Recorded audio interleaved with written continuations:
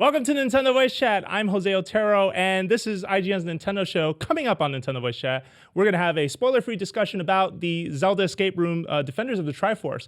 After that, Pear and our other guests are going to be talking about their hands-on time with Nintendo Switch. We're going to follow that with a quick summary of what is Nintendo so far charging for with their online service, and what do we want from it. And then finally, viewer questions from the question block. You're going to love it. First, let me introduce our panel. Here to talk about it with me, we have Miranda Sanchez. Hello. We have Pear Schneider. Hello. And we have James Duggan. Hi.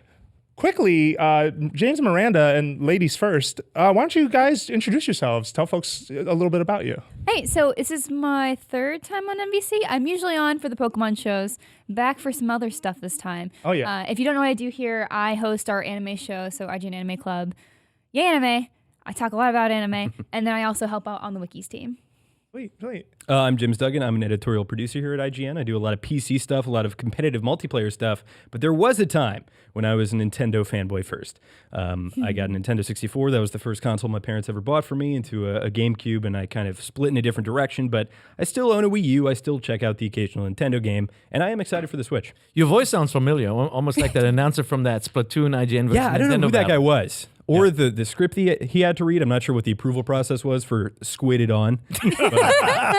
Certainly not something. We still use that against. I'll tweet the video out. Don't worry. We'll have some choice gifts to go with that as well. All right. So let's kick things off talking about our sort of experience. So we went over to see the Zelda escape room, Defenders of the Triforce. The four of us got to play this game together. Let's keep this spoiler free because some folks listening, you may be going to see this thing, right? So I think it's just best to be as vague as possible. Don't give away specifics. But what'd you think? Well, it's tough to talk about it completely spoiler free, but you have to, right? You don't want to ruin any of the puzzles for people. But basically, it's a setup. You're sitting in this big room with multiple teams. You know, we had I think we had 6 people on our team. Every me team and is my 6, my kids and some folks from Nintendo were on one team. And then basically they do this, I gotta say, pretty cheesy intro, right, to like the Legend of Zelda lore and setting up the whole storyline.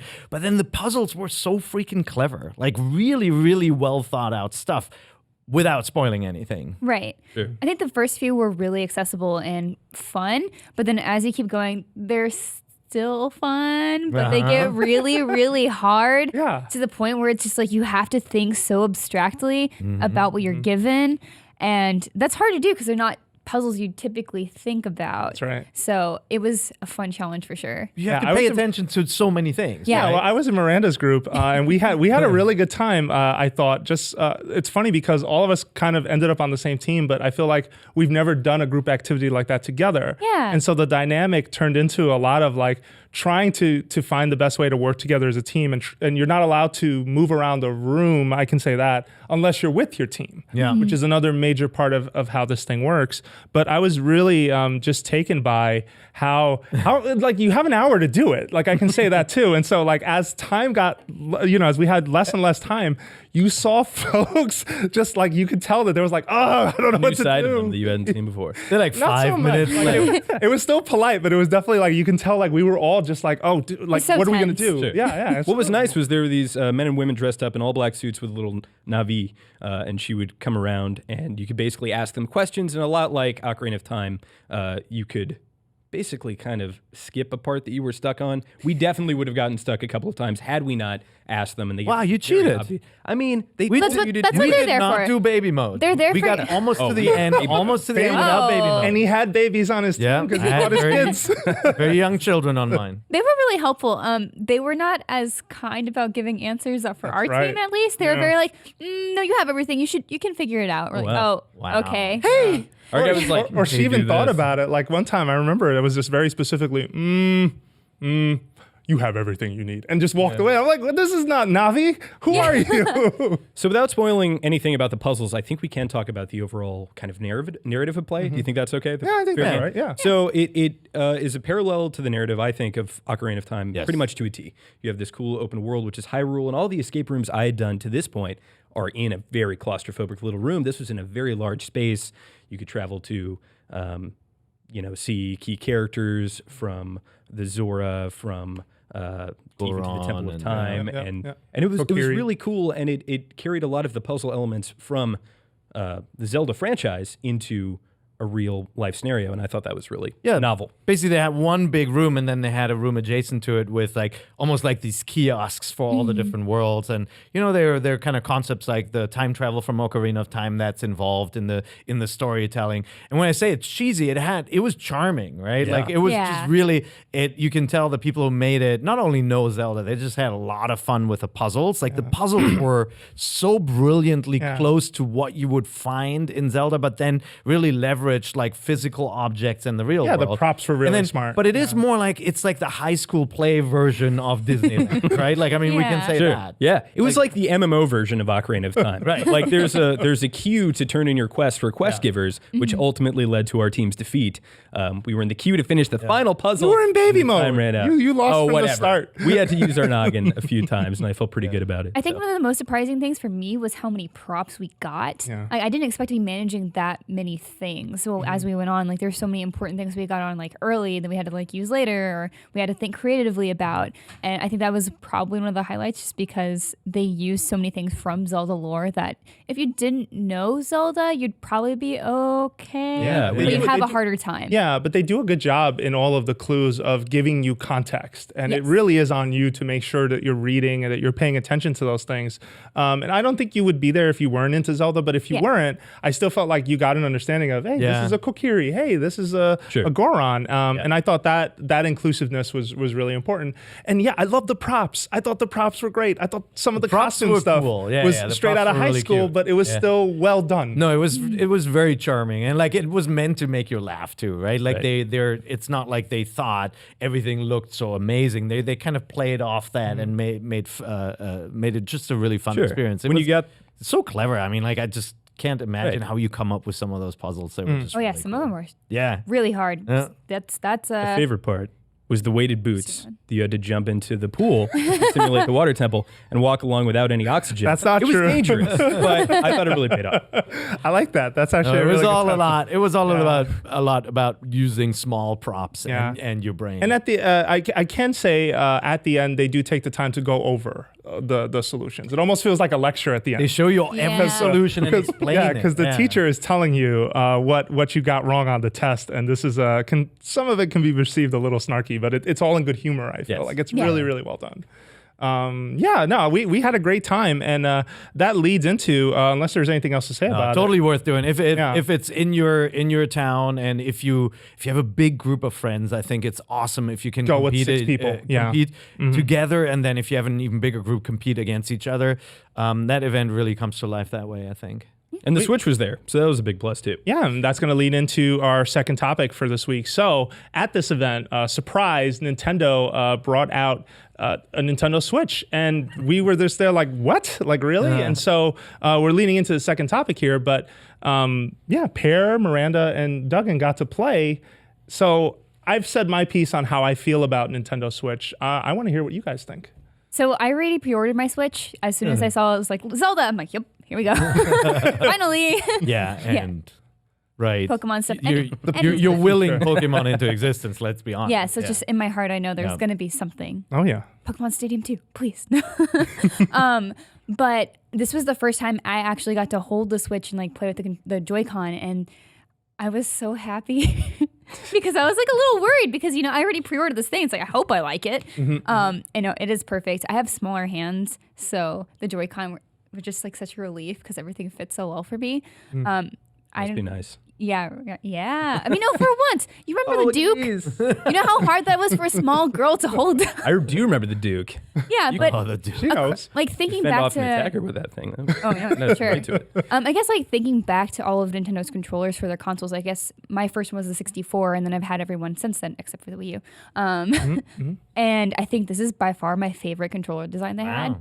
Yeah, like one thing I was most eager to try was the detached Joy-Cons when they're not together, and it's just, I was playing Zelda, and all I wanted to do, because I'd been fortunate enough to play the demo before at E3, was cook.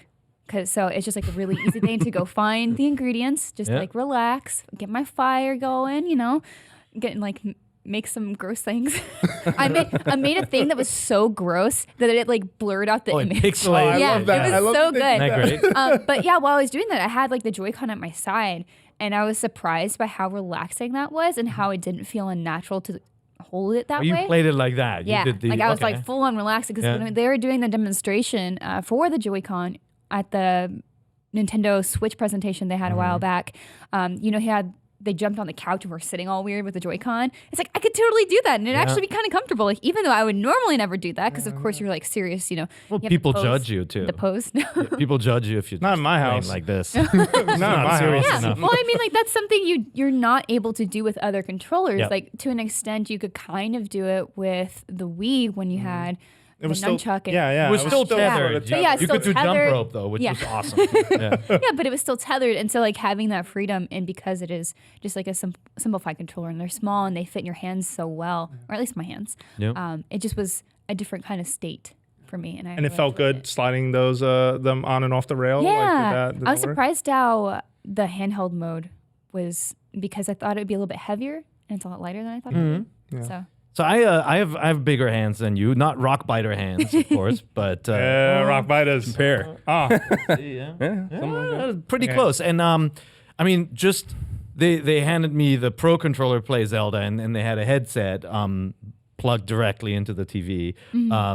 And I was like, no, I want to play the system. I don't think, by the way, they were ready for that, because you couldn't hear the audio when you're wearing the headset, because you would have to replug it into the unit, right? So I took the unit itself, and the plastic, the feel of it is really nice. And you described this before. It doesn't feel like a toy. It feels like consumer electronics, right? Like a expensive piece of equipment.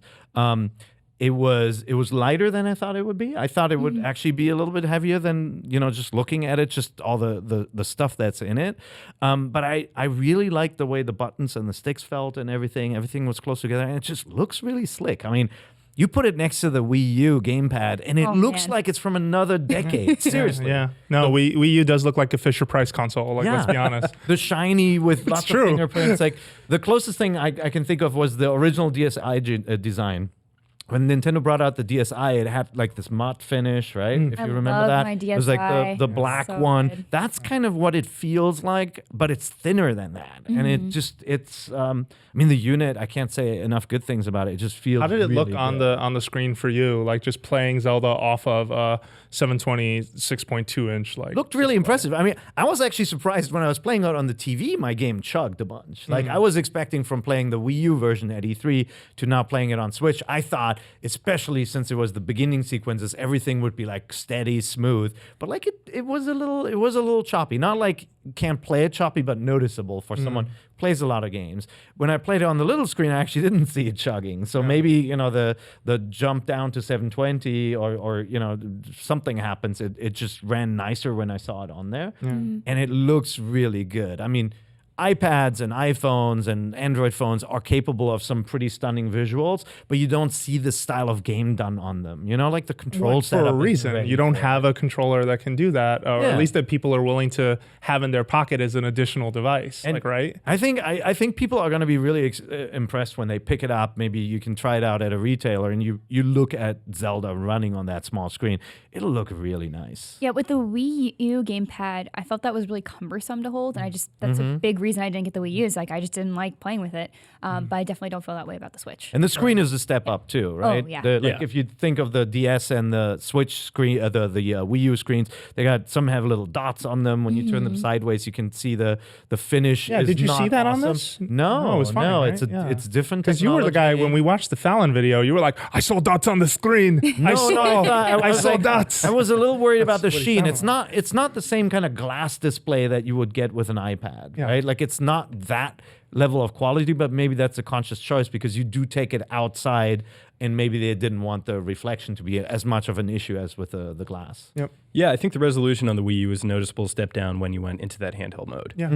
And that was the thing that I was most impressed with. And overall, as somebody understanding the context of where I'm coming from, as a PC enthusiast and hobbyist who's built his own computer and is running games at 1440p, So fancy.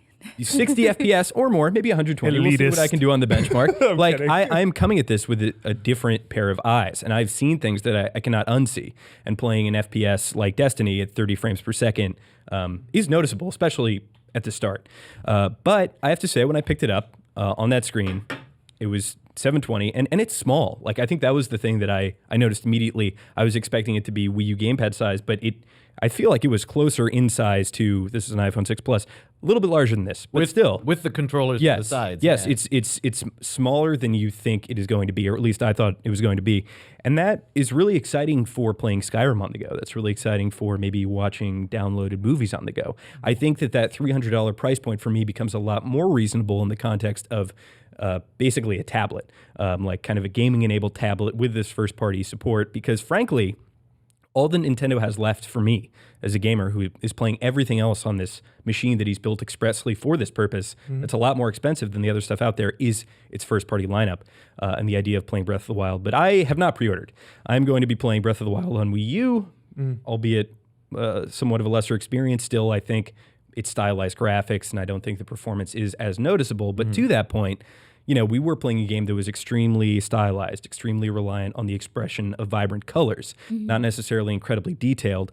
And so I'm having a little bit of a flashback with the Wii U, or the Nintendo Switch to the Wii U, launching in between these console generations, barely able to run the current third-party hardware, and that's probably my biggest concern. But, I mean, I think if Nintendo knocks it out of the park with first-party support and great games, then you're going to see a return on investment. I think that's everybody's concern, right? And like the impact of a game like Breath of the Wild is definitely lessened by the fact that you can still play it on the old console, right? It's a weird choice. It's the right choice for gamers to not say, haha, now you got to upgrade, right? Like, it's great that they're supporting everybody. I like that. But I mean, my impressions, I really like the machine.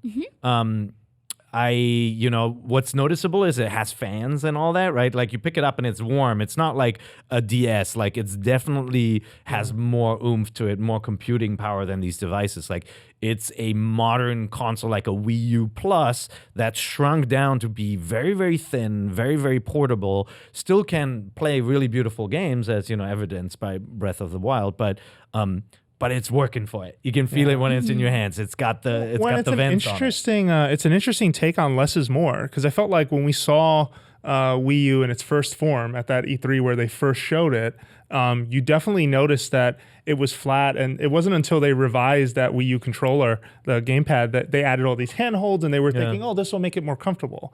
And it sounds like no one in the room really wanted or cared for it to be more comfortable. They wanted just a better experience on that pad in general. And I think that that's something that Switch so far seems to be getting really right, on top of just this really elegant concept of, hey, I'm playing my game on my television. Not anymore. And taking it with you. That was the most impressive part, technically, for me. It's fun, right? It was so As somebody fast. who sets up bays, and you mess up one input, or inputs turn the computer on before you turn your recording device on, and everything is messed up and you have to restart. The fact that you can just modularly take all this stuff off of it and switch from one thing to the other and go from TV to handheld mode so seamlessly was impressive. The Joy-Con removing is fun too. It was very smooth to take them off and very easy to do. And the Joy-Con themselves feel really solid. Yep. They are not I always thought of the nunchuck, right? The nunchuck is kind of the cheapest feeling thing I feel like Nintendo has done in a long time. If you think about it, right? It's this wired device. The plastic it has this noticeable seam on it, and it doesn't feel that great, and it smudges. You pick up a Joy-Con, you're like, wow, there's something in this thing. Yeah. They feel weighty. They feel really nicely designed. Thank God for not going with the glossy finish. The finish that they picked was a good choice, because nothing drives me crazier than picking up this phone, or picking up, whenever I decide to use my Vita, or when I would use my PSP, or even new 3DS now, because I have the gray one, fingerprints all over it. And I'm just like, oh, that's such an eyesore. No. I don't like it. But I will say too that I think that the reason this whole tour exists, where they're trying to get as many people to touch this thing, is because Nintendo believes the minute you're in the room, you're going to get swayed by this thing. And it sounds like, for the most part, we all agree that this thing was better than we expected it to be. It was a positive experience for me. I still have my questions about the system, but actually being able to handle it and use it and see that it's not just a gimmick and it doesn't take 10 seconds to resync every time you want to switch things is good. I was able to switch to the Pro controller really easily too. So after I played it in handheld mode and disconnected all the things to the horror of the people guarding the machine, put everything back together, put it in the cradle, into the dock, picked up the Pro controller, and no hitch, just kept on playing with the Pro controller. And the Pro controller is very nice too. I really like that.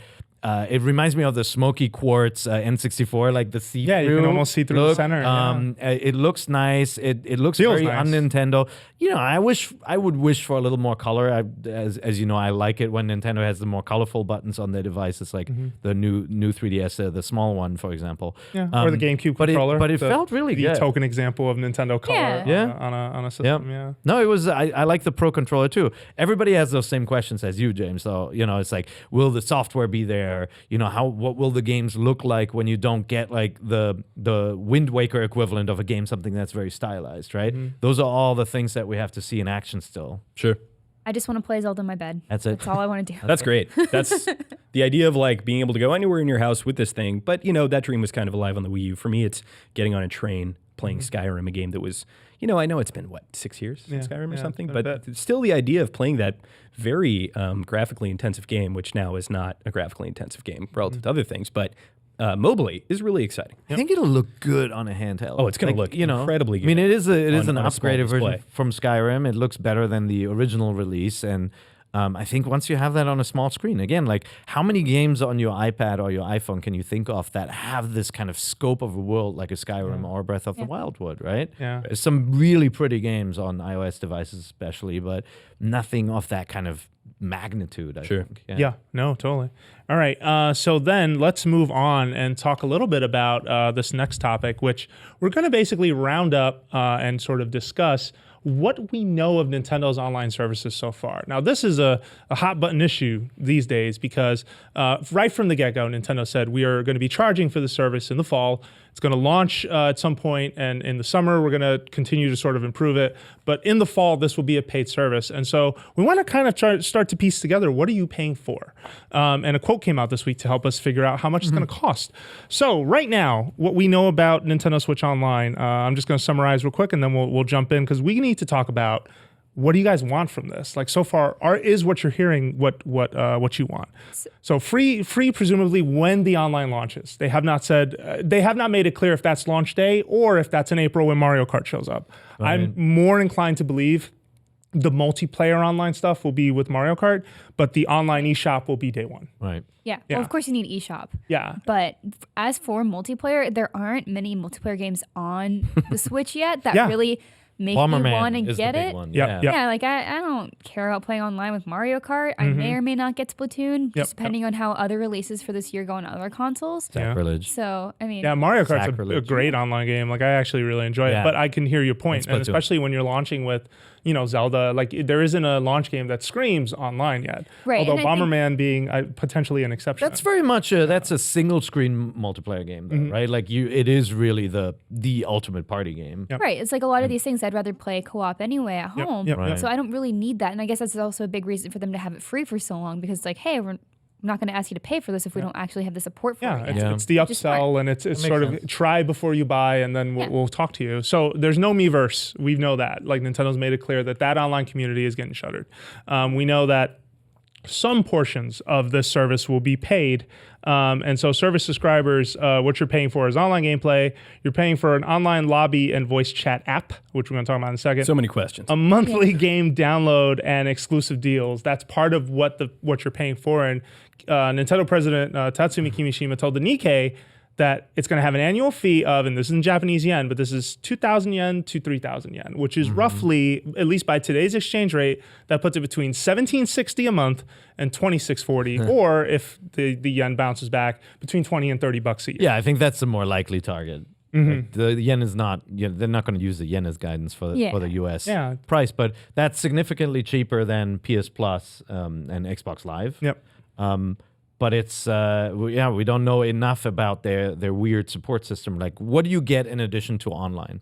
I think one thing is interesting about this is that this lets Nintendo kind of gate access to voice chat for kids. Right? Like, you have to pay. So as a parent, basically, you have to make the concerted effort of paying for a service that then lets your kid chat with people. But there are also all sorts of parental controls on top of that. So maybe they didn't really need that. But I think that was one of the considerations too. But the big mistake, and this is the thing that we still don't know a ton about, is this smartphone chat app. Yeah. Like, what is going on? Like, why doesn't the system do it itself? My take on it is the system is incapable of doing it or will not do it. And you're going to need a paired app on a smartphone. At that point, like, why would I want to use that app for talking to my friends? I can just open Skype or Discord. Yeah. Yeah, else, so like, the that app makes will sense. do more though. The app will let you invite players. So let's say when you're playing Splatoon, there'll be a lobby in the app with all the players.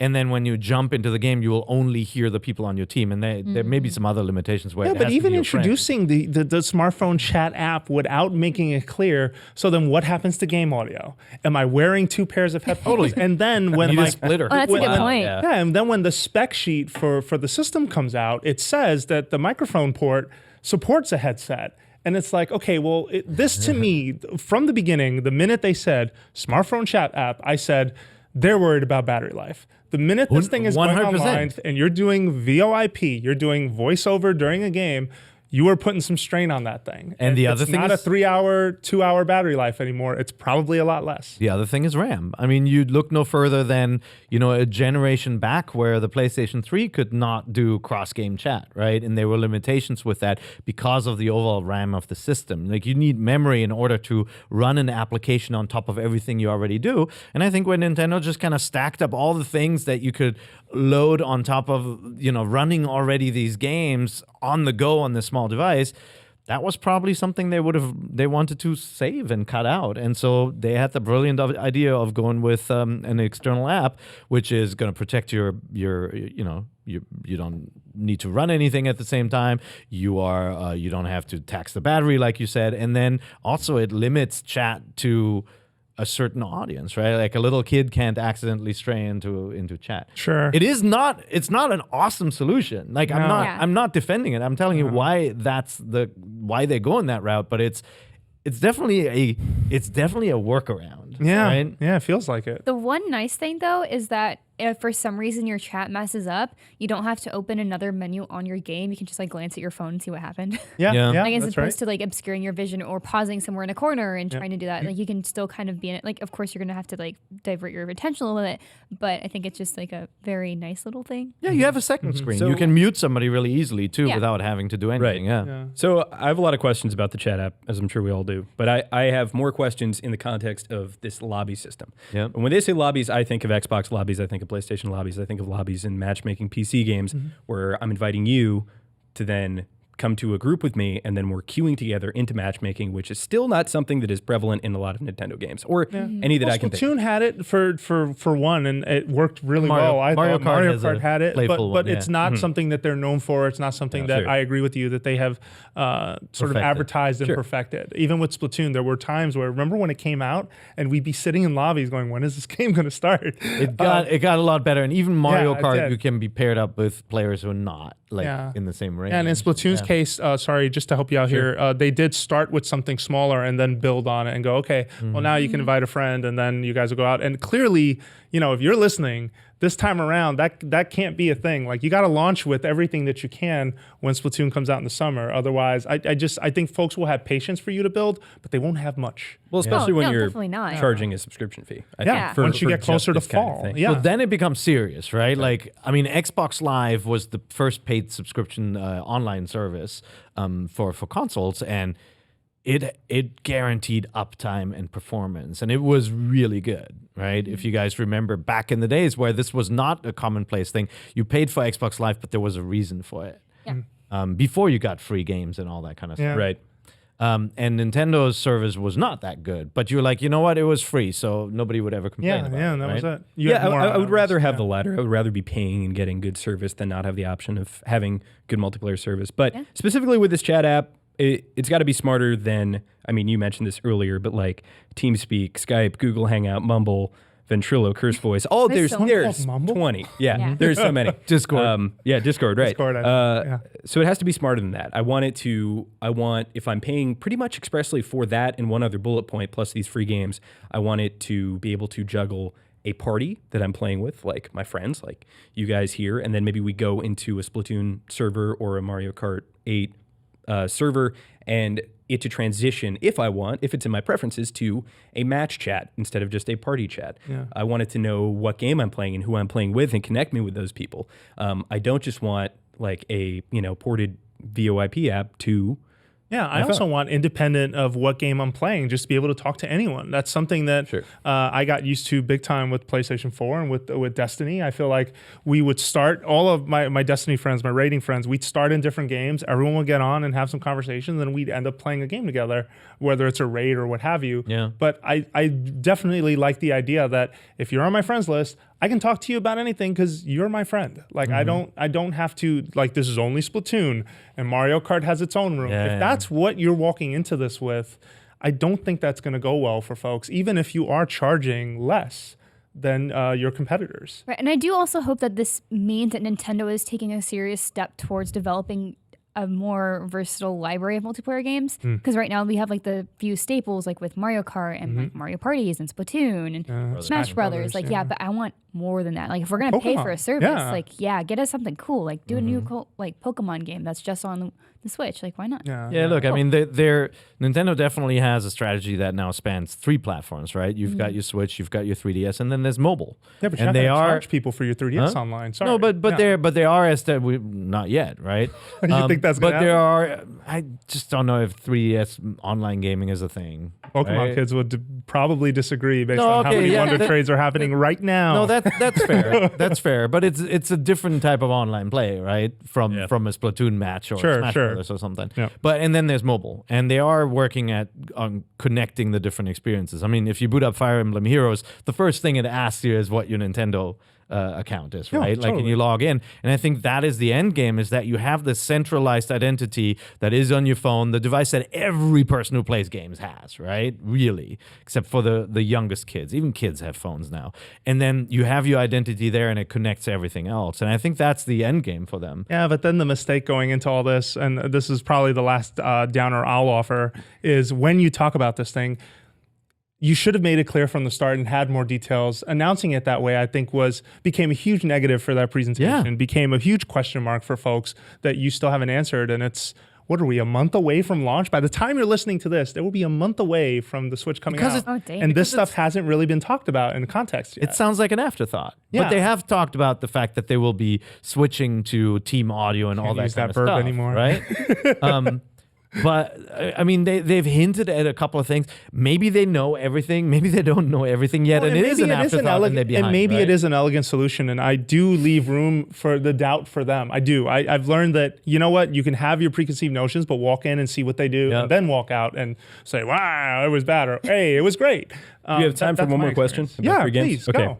I just want to question the wording of this, because as somebody who's usually cynical and pessimistic, not all the time, but just when it comes to certain products. No, I'm not. But guy. I want to kind of nail into the wording, because my understanding of a subscription, then you get free games as a plus. Is you were getting those free games permanently for the span of a month. But the text reads, subscribers will get to download and play a Nintendo Entertainment System or Super Nintendo Entertainment System game for free for a month. Yeah. So I just want confirmation that, like, hey, if I'm downloading this game and I download it within the month, I have it forever. It's not a one-off trial. You give it back. You will not. You have to give it back. You have to get so weird. It's like, but how is that much better than a trial? I guess if you like sit down and like really dig into those games, that's cool. True. But at that same point, I'm just one thing it does is they're trying to activate, and this is the one. It's not even a positive, but it has to be said. They're saying that, okay, an NES or Super Nintendo game that will have newly added online play. That's part of this thing. So if the month of April, it's the original Super Mario Kart, you now have a place where everyone who wants to play that free game, that now has a lively community because it's free to play. Yeah.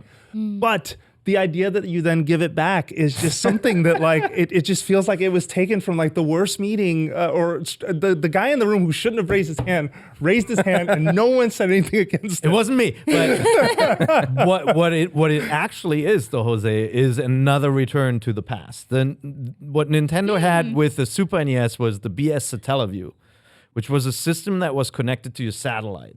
and they would stream events to your home. Like you could play a special version of Link to the Past. Yeah. Right? That, by the way, it's tough now for those games to exist because it was almost like a television broadcast with narration. In some cases, you get games that were never released afterwards, and you couldn't play ever again. So I think they're trying to create this kind of funnel mentality where, yes, for 1 month, everybody plays this Super Mario Kart game, right? Yeah. Or ice hockey, which I'd love to play. If they released like 30 updated Super NES games with online play, you'd have the entire community spread over those.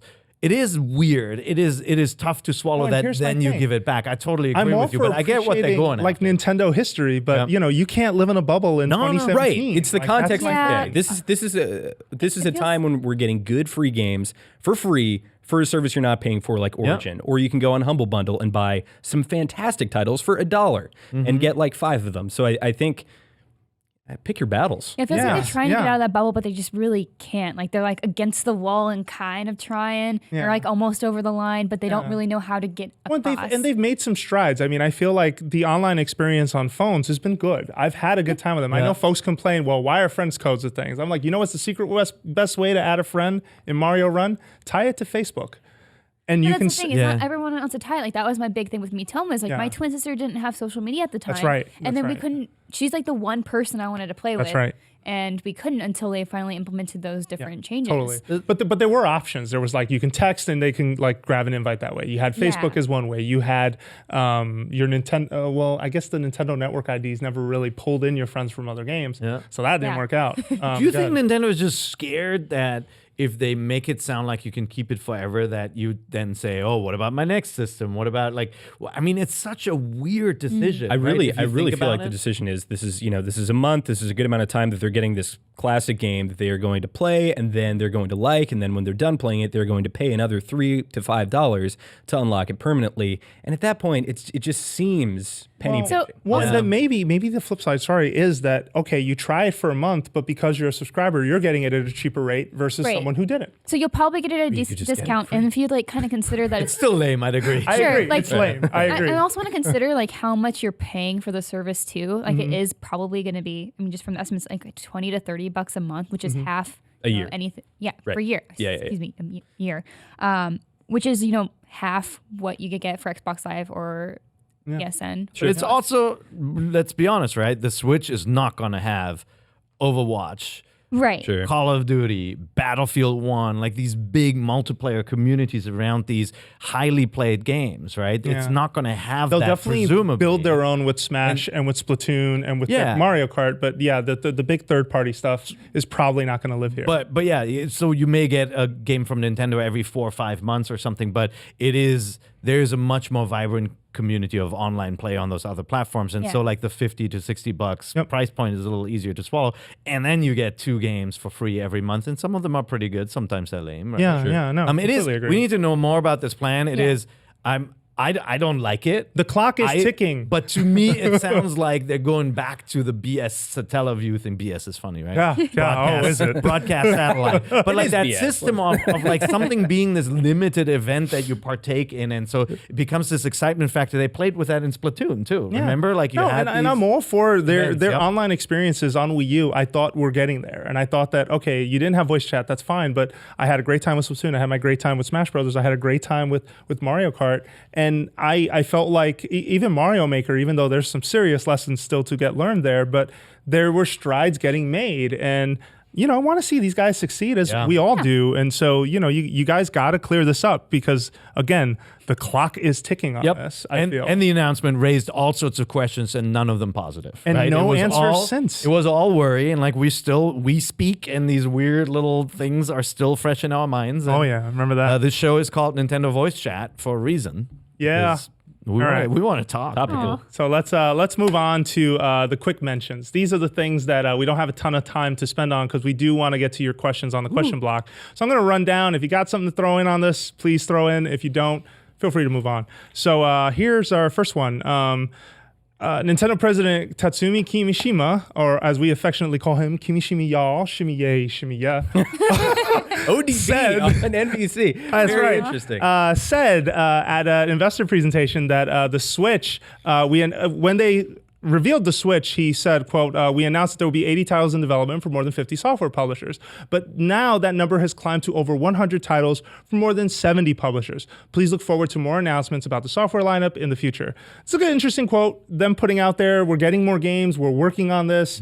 Year one is not the end, the beginning. It is the beginning, but is not the end. You thought this was important to include. They added 20 publishers and 20 games, which is it's the we're going to try this machine out story. I mean, it can be a positive story if those 20 publishers are big names and they're putting something unique and big on the platform. Dark Souls. But it's, Dark Souls, Please. for example. But it's definitely everybody, we're getting what we got with a lot of Nintendo platforms in the beginning. Everybody trying one game to see if they like it.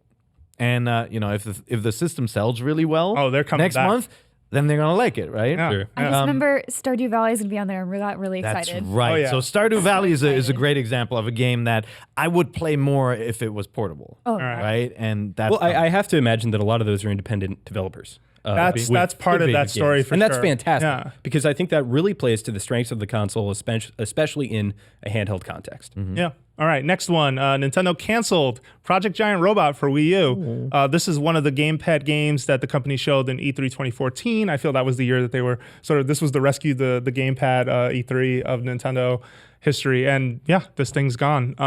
I have played it. You have played it. Marty has played it. We can tell our great-great-grandkids we touched this game that never came out, I guess. Nintendo's history is littered with these kind of interesting tech demos that you get to see at a convention, and then you look at them, you're like, is that ever going to come out? Like I felt that way even about what was the Star Fox add-on mode? What was the in Star Fox the extra game you got with it? Oh, yeah. Project Guard. Yeah. I thought Guard would never come out either. Yeah. But good to see that actually made it. Star Fox on I it. always thought this was weird and would disappear.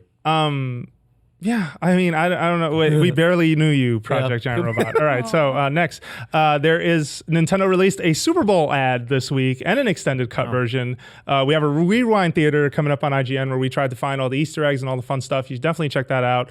I think this is a great move for them. Ad. They need to sort of get full out there and say Switch is a thing and you should know why, and this is a cool device. And it looked cool. The ad was cool. I'm just so glad it doesn't have anything to do with the Wii. Yep. Yeah. Nothing with Wii We've in the moved titles. on. Yeah. It did have a lot of jumping around, though. You know, they did show a lot of motion control stuff in this ad. That's good, though, 'cause But I was surprised. Yeah, people love that about Yeah. the Wii, like the original Wii. That was a big thing. And so I think it's great for them to focus on again, but getting the name removed is so important for people no, for sure. understanding that Yeah. it's something different from Yeah, sometimes I got to remind Pear that I know his kids don't like motion control, but like there was this one time we had someone's like an aunt or something was visiting with someone's nieces, and the first thing they said when we gave them a controller to play Mario Kart was, "No, I want." And they went Hearing like this. wheel, And yeah, I was yeah. like, really? I was like, and these are like 8, 9, 10-year-olds. And I'm just like, man, I wouldn't have wanted that. But okay, It's like when you play. here you go. It's like when you play Splatoon and Yeah. you're doing all this. Well, that's different. It's a novelty too. Well, that's different. It's like the Wii, I feel like as a brand, definitely people played it and they moved on from it. That's why I was surprised to see this much kind of like arms and punching. I thought they would go more for Skyrim and NBA. No, I think they all fit in the same commercial. That was the interesting part, right? Like multiple audiences. This is who we want to go for, which is everyone. Wait, that's important too, because growing up, I always recognized Nintendo as being the family console, like the one where there is always something for me. Like nothing's too mature. And I think that's really important because you don't necessarily always see that on Xbox and PlayStation stuff. Yep. So next one, Nintendo sold 1.5 million Famicom and NES Classic systems. I want proof that 1.5 million were actually made. I'm sorry, like I they don't could buy have it. sold 2.5 had they made 2.5. Yeah, Did you buy one? No, because as soon as I saw them on eBay for like $200, I'm like, what is the point of this? Yep. Did you buy one? I couldn't get one. Did I buy one? I couldn't get one. You got one. I've got several. You have I've got proof several. that I've they had- exist. Well, I have proof they made 3. Like a week ago, a bunch popped up for pre-order. Like I saw it on my Twitter feed. It was like, GameStop's got some up, or Walmart or something. I click on it, it's like gone. Mine were gifts. wow. 2 of them were gifts. One Gone. was mine. All right. You got 2? What is? I've had 3 of them. Share the love. I'll hook you up next time. That's why it's Scalper Man here. No, never. Order Man. Dude, Order that Man. would be that would be quite the scandal. No. Order Man. Yeah, I'll make sure you guys get hooked up if I can. If I see a sale or something. Wii U production is over. Also, we need to have our Wii eulogy. Are we gonna have that? We got to have a little funeral for the Wii U. Yeah, we'll send it off on a Viking funeral. Yeah. Yeah, put some matches on that. No more games. Zelda is it. Another game for you that's out today as of this recording. Fire Emblem Heroes is out now. Funny thing to mention, while Pear shows you his Fire Emblem experience, which has not been as positive as mine. You want to show him? Yeah, look, so I'm on the screen and it says, found you. It's a cutscene story. It's the cutscene, and then it goes, Anna comes up and goes, Drat, how did one of those Emblians get here already? Stand back, I'll take care of him somehow. Yeah. Taken care of. Oh, and then it goes to my main menu. It crashes at the same spot for me every time. Which was weird because I've been playing since this morning. Did not happen to me. So I don't know. I'm sure I can skip the cutscene and get into the game. But hey, come on, man. Quality control. So we got a Q&A with the makers of that game. A couple fun facts real quick before we move on. Intelligent Systems led the development of that game. This was not Nintendo taking the reins. It was Nintendo and DNA assisting. Second thing, they didn't rule out that with all these Fire Emblem games that they announced at that Direct, that there aren't some sort of like, how do these tie in? Like, will there be like, character appearances or things like that showing up in this game? They did not say no to that. They just said they didn't want to answer it. They have plans that they're still working on, which I thought was interesting. Like it feels like this whole push that Nintendo calls like this synergy with where when we put out a mobile IP and we have our other games of the same brand, that helps them out like a commercial, might actually be an interesting strategy. I mean, Mario Maker sold like 2 million from their financials. It's a strategy that one developer in particular, Blizzard, has been like, you play a Blizzard game, you cannot play Overwatch without getting incentivized to go play Heroes of the Storm or Diablo 3 or and it's beyond just like, hey, we also have this other game you might like. It's like, hey, if you want this mount that looks really awesome, or if you want this Genji skin that everybody wants in Overwatch, you literally have to go play Heroes of the Storm so for 15 annoying. games. But it is brilliant, and it. all of their games are marketing platforms for one another, for better or worse. It's taken from many mobile publishers' approaches, right? I mean, you've seen that with companies that have repeat successes in mobile that cross promote through their different platforms. Yeah. I mean, it'd be bad if Nintendo wasn't good at that, because they are now on 3 different platforms and can really connect them and push back and forth. No, and it's funny you bring up Blizzard, only because I was thinking about this recently, but I feel like Blizzard has tapped into Nintendo's strategy for Smash Brothers, where every trailer for a new character in Smash for Wii U was an event. And it was some of the best marketing I've ever seen Nintendo do. Whenever I see a character trailer for a Blizzard Overwatch character, I just go, I get goosebumps because it's so well done. It's its own little mini narrative. It's really, really smart. It's interesting to me because I wish more Nintendo projects were as well advertised as Smash Brothers. I feel like this last Smash Brothers games, they crushed it. And I haven't seen them crush it like that until the Switch, where I feel like they're getting a lot of that messaging and a lot of what this is right, but in a different way. Yeah. All right. Nintendo delayed the Animal Crossing mobile game. What? Not in this quarter. Yep. We suspected as much, just thinking that... We were just talking about it the other day. Yeah, you and I were talking about this, but that, hey, it's almost March, and they haven't said jack about this thing. Like, what's going on with it? It's not. Of course.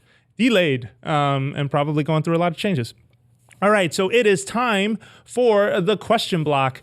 So the question block is a viewer submitted question, and you guys write in. We try to answer them within a time limit of 4 to 5 minutes, just in the interest of time. We like to be focused, but we got some great questions from you, so we're gonna go. First one is from Charlie Gatson, good friend of the show. Hello, Charles. What's up? And he says, so he wrote this email on the eve of the Switch reveal, and it makes a lot more sense now. And when he heard we were doing question block this week, he resubmitted it. But, he's like, basically, the idea is, what are your thoughts now on sort of the timeliness of Nintendo Switch's reveal campaign? Like, leading into this thing, we had one video. Leading into that, we had nothing.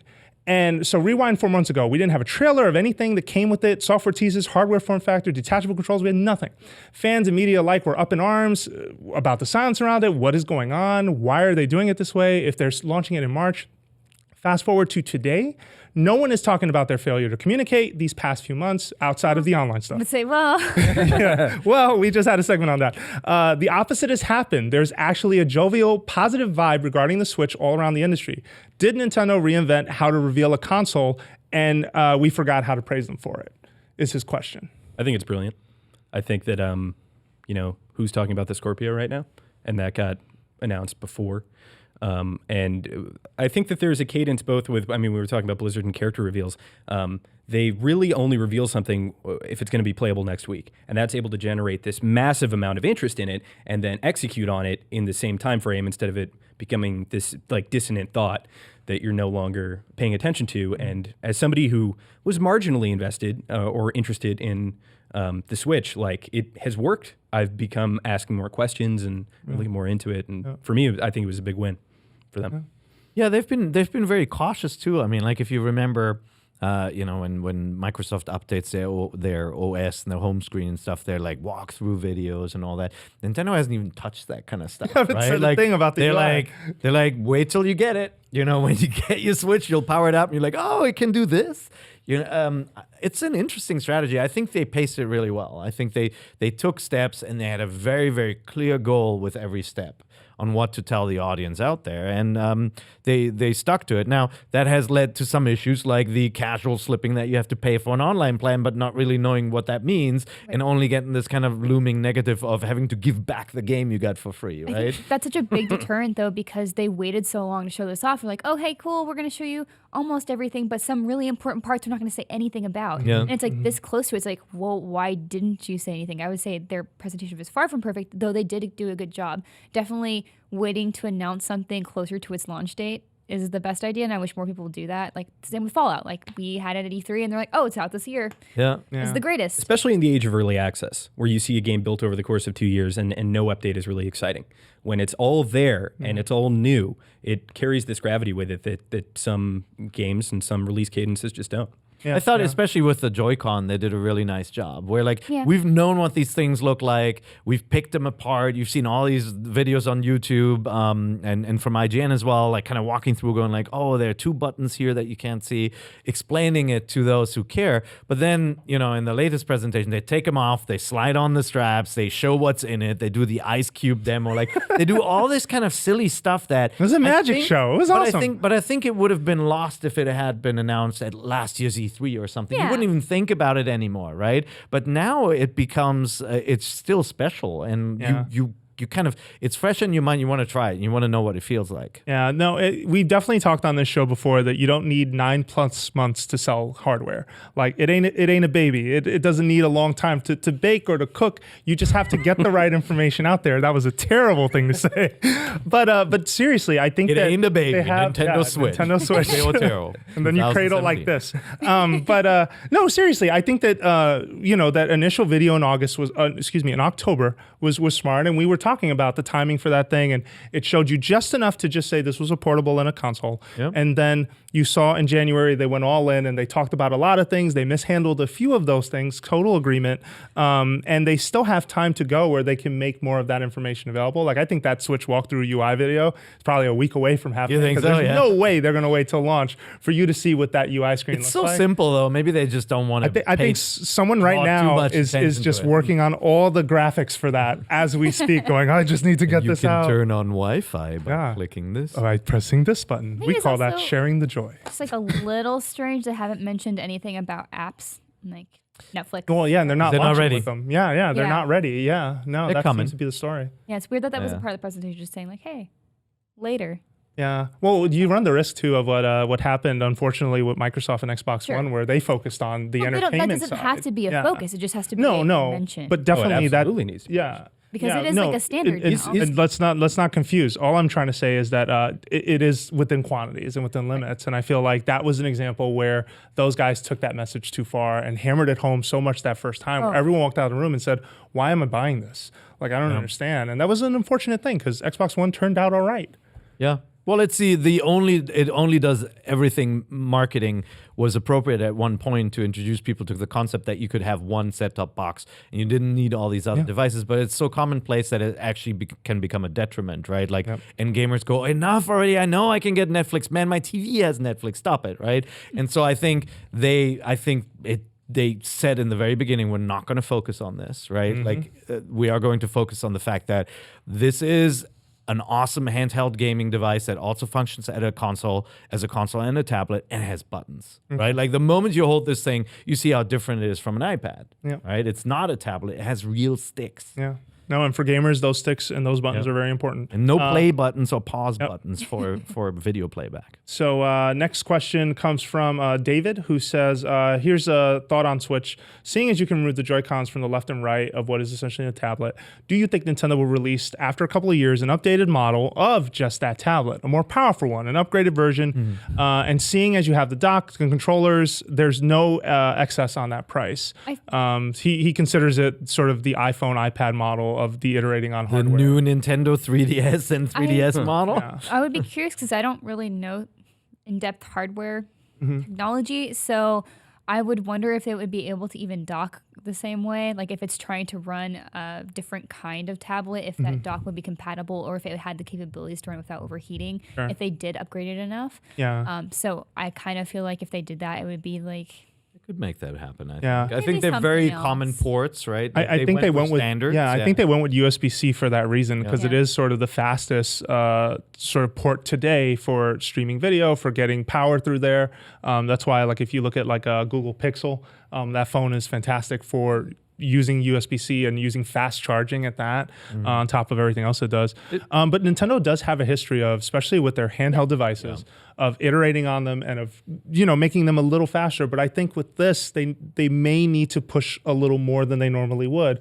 You look at the new 3DS and you look at the original 3DS, XL, whichever flavor you want. They basically kept the specs are pretty close to each other. It isn't that far apart. And you can make the argument, well, that's harder to maintain. Here's my thing. Nintendo has made it very clear, for example, they're experimenting with VR. In the Switch patent, there is a head-mounted display, is that what they call it? HMD, where you can basically take that screen, put it inside of a display on your face, and be able to do VR. Now, I don't think Switch version 1.0 would do that, but I think an updated tablet could. But then you run into, how splintered does this user base get? And I think that's something Sony's going to run into. I think that's something Microsoft is going to run into, just like they're Apple already has run into. experiencing, right? Like, I mean, the PS Pro versus regular PS already, PS4, developers already have to code to different standards now. And certainly with the Scorpio, that's going to happen again. And certainly it happened with Hyrule Warriors on the Nintendo 3DS and the new Nintendo 3DS. Yeah, that's what I was about to say, is that that's already happening, because like, I think the new Fire Emblem game that's going to be on DS is only on new 3DS. Yeah, so the you Fire can't play Emblem on Warriors. That's Yeah. a great point. Yeah, Great and point. which I guess it makes sense, because like I have an old 3DS. Oh, And it's cute. I got the Pikachu special edition. right. So, She's of never course. given that up. Wouldn't change. Never ever gonna give you up. So like, while I've thought about getting a new 3DS, I hadn't really had the incentive to, or nor did I really think I needed to. Like, I don't need an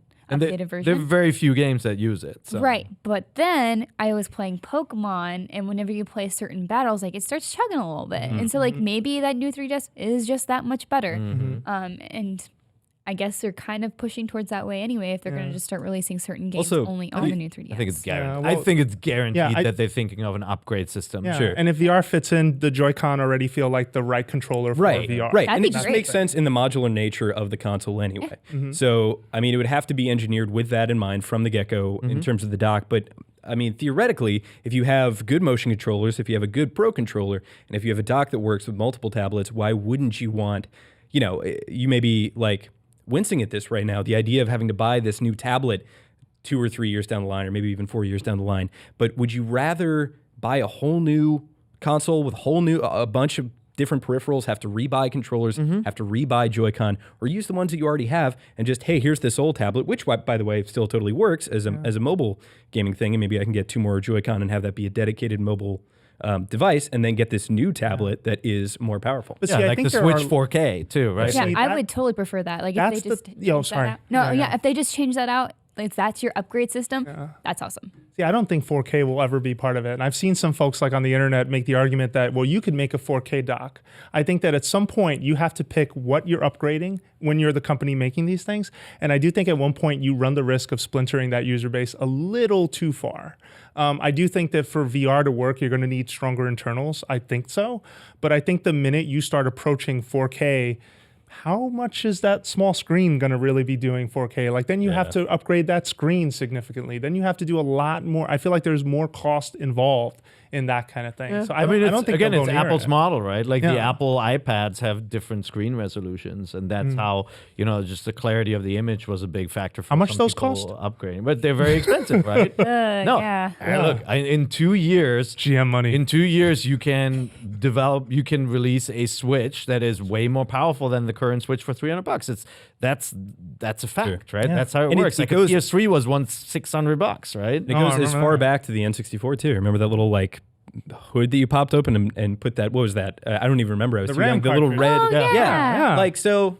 It's not new. I still mean, can't granted, believe you didn't have that to worry key- about an online user base and splintering it, If but they Totally. can make me a Pokemon VR game, Here we go. There it is. I'm down. I will happily buy a new Switch tablet every I don't know, 3-4 years. That's totally fine. Yeah. This is how gonna- pixelated. Hey, you, Pokemon Pikachu. Snap. Yes, come here, my Pokemon I Snap. can't imagine. I can't imagine almost Switch feel VR. it. To seeing how pixelated PS VR is compared to like Oculus or Vive, and then imagining a downgraded version of that hardware-wise, it's like, whoa. See, missing you said 5 something at pixels? the start of the program that would help it make sense, and it would be stylized visuals. I think the more stylized you go in VR, one of my favorite experiences on PlayStation VR is Res Area X. And it is because it is gorgeous and it doesn't lean on realistic textures. It doesn't try to do a lot with that stuff. Instead, it is you sort of flying around a space and you're just showered in fireworks and in particle effects. And it's gorgeous and it's beautiful. And if you have a PSVR and you haven't played it, what is wrong with you? Like, this is the one you should be playing. No, but I think that might be the saving grace for them is they go stylized with a lot of their And environments. Pokemon in VR. That's right. Pokemon Snap in VR. want That's to what I hug want. Pikachu. I could just hold my Pikachu plush in front of me and just hug it and pretend like I'm hugging it in VR. There you go. There you go. I like I'm it. so happy. Oh, Oh man. pair. Yeah, I think it's inevitable that the system is going to get upgraded. Yeah. Like, and I wouldn't scoff at the concept of a device that enables 4K streaming or 4K visuals on the TV. They can do more. Like, they can do the equivalent of a Retina display, so it's better for VR. I think 4 years down the line, maybe. I don't think fine, next too. Switch would I go can even see near the name it. of the console now. The new Nintendo Switch U. Ooh, the new Stop Nintendo. it. The new Stop Nintendo it. Switch U2. All right, we got time for one more question. They could do a promotion. Bono will come out and sing. All right, so I like this question, and this is an interesting one. So this comes from Robert, and he wrote in with a different question, but he thinks this one's much better, so we're going to read it. The Switch's debut year is going to be filled with 2 really big titles, but you have your big Zelda and Mario games, are typically one generation. Metroid? And so we did that last week. And so you made me lose my place. So what characters, what would characterize the second and third years of Switch's life, given these 2 massive games debuting in 2017? He wants to know what games are going to define year 2 for Switch, year 3 for Switch. This is thinking far ahead, given that the Switch obviously hasn't launched yet. But what's year 2 going to be like? If year 1 is already Zelda, Mario, Splatoon, Mario Kart. Animal Crossing. I'm glad you said that. That's what I There's want. one. It's a good portable Yeah. game, right? Yeah, and by then, hopefully, the mobile app will be figured out. I agree with that. Smash Brothers. Yeah. Right. You think they wait that long? You think they wait till year 2? Yeah. If they do, it's not a port of the original Wii U game, right? I mean, how could that be a thing? I would want it to be a port. Special though. edition. I was the don't rumor think for they'll do a brand Yeah. new game. I think they loaded the last one with way too many characters. It's really difficult to do something truly new. Or they do I some think- new characters, but keep Yeah. most of what they had. I think we're gonna get the Street Fighter kind of upgrade path. Or the where Mario you Kart get, Deluxe. where Yeah. you get that. That would make sense for Smash Brothers. Hopefully, with more playable characters than the Mario Kart upgrade. So I think Smash is year 2, and I think they'll announce it at E3, and then Do you think they'll actually announce things at E3? yeah, I think that's going to help. yeah, for sure. Yeah, I it's think. gotta I was wondering if they'd do something similar to last year with their huge Zelda display and they'll do like Mario instead. I don't think they can. They have a new machine, and they need to convince people that this machine is not going to disappear because they have Wii U colored egg on their face still, right? Yeah. They need to convince consumers that this one is here to stay. And the way they did that back in the GameCube days was to show Wave Race, F-Zero, Zelda, Mario, like everything, right? Like they're sitting on so many franchises. Yep. They got to show some. See, but my thing too is, Box Boy. Yeah. Well, and if year one is done, which by all accounts, rumors say Odyssey's mostly done. Yeah. By all accounts, Splatoon 2 would be, if not almost done by now.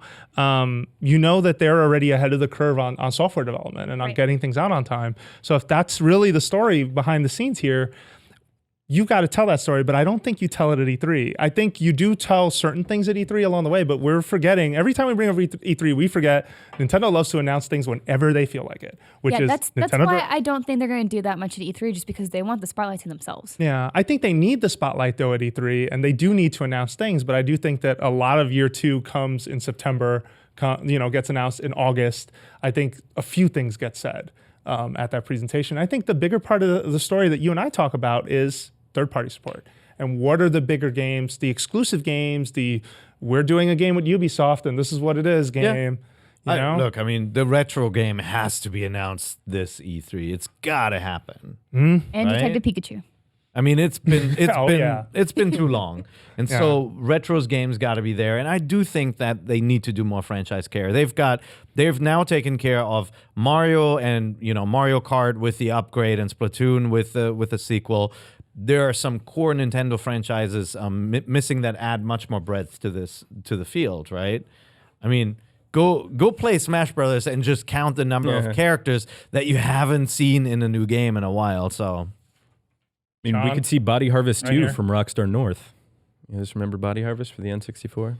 Yeah, well, that would be a bad move. Yeah, and plus Midway is no longer there. Yes, who knows where that? I would really like to see.